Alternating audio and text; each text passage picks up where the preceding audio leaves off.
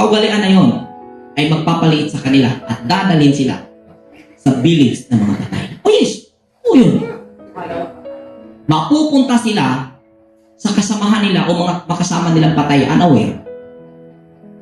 At alam natin, ano yung lugar ng mga lugar na patay? Yung tulog na lugar na binabantayan, Shinar.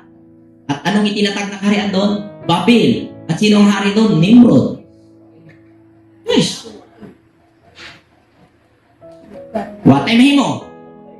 Choice nila yan.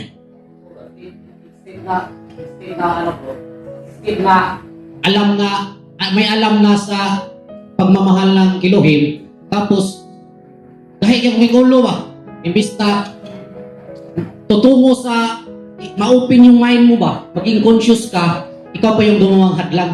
Binalikan mo yung pag-uugali ng gayo.